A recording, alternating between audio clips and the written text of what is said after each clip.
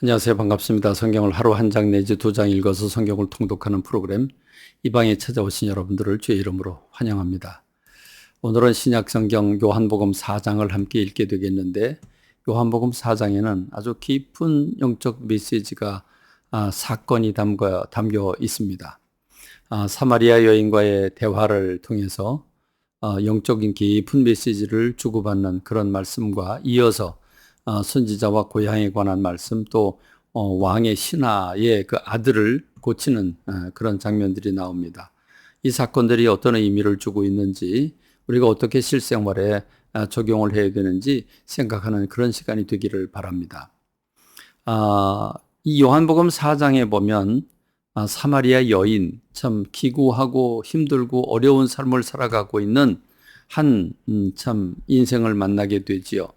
사마리아라고 하는 지역이 이방인들이 모여 살고 혼혈아들이 모여 살고 있어서 신앙의 혈통, 이스라엘의 순수 혈통을 소중히 여기는 유대인들에게는 이 사마리아는 정말 보기 싫은 혐오의 대상의 동네가 됩니다. 그래서 이스라엘이 길게 북쪽에는 갈릴리, 남쪽에는 수도가 있는 예루살렘의 유다 지역인데 그 중간에 사마리아입니다. 그래서 이 유다 사람이나 갈릴리 사람들이 서로 오고 가고자 할 때 지름길이 사마리아를 통과하면 되는데 사마리아 사람들과 상종하기 싫어서 일부러 요단강을 건너서 올라가고 내려가는 모습을 볼 수 있는데 예수님은 그걸 다 무시하고 모든 사람을 다 구원하는 주님이시기에 사마리아를 통과해서 갑니다. 그런데 주님 피곤하셔서 또 배도 고프셔서 제자들에게 먹을 걸 좀 사오라고 심부름을 시키고 예수님은 우물가에 앉아 계십니다.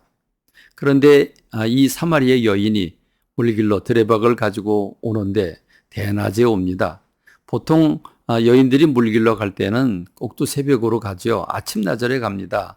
쌀도 씻고 또 야채도 씻고 그러면서 아주 좀 왁작지껄하게 아주 건강한 아침을 맞이하게 되지요. 그런데 남편을 5번 갈아치웠고 지금 6번째 남자와 더불어 살고 있는데 그 남자도 제대로 된 남편이라고 말할 수 없는 겁니다. 그러니까 동네 사람들에게는 아주 혐오의 대상이 된 여자지요. 그래서 사람들이 모이는 시간을 피해서 낮에 한가할 때 사람이 없을 때 물동이를 이고 물길로 갔다가 예수님을 만나서 거기서 예수님을 그리스도 메시아를 만나게 되지요.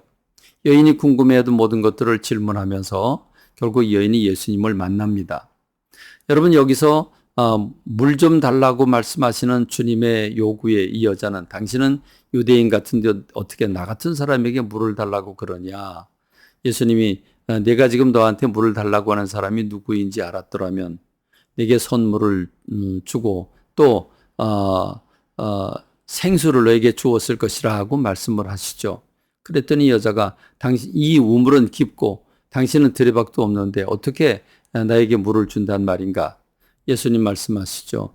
이 물을 먹는 사람마다 다시 목마르지만 그러나 내가 주는 물은 영원히 그 솟아나는 샘물이 되리라 라고 말씀을 하십니다.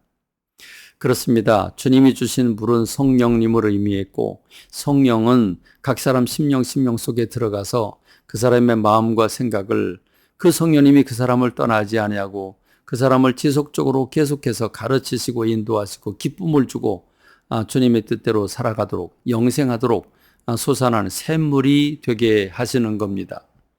그렇습니다. 우리는 지금도 그 말씀을 받아야 되겠지요.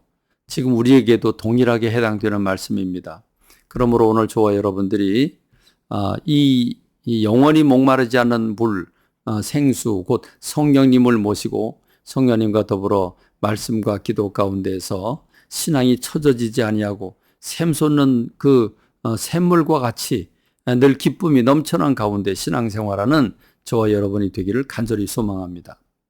자, 이렇게 이 여인이 예수님을 만나서 생수를 얻어 마시고 그리고 그리스도를 만나서 행복해 합니다.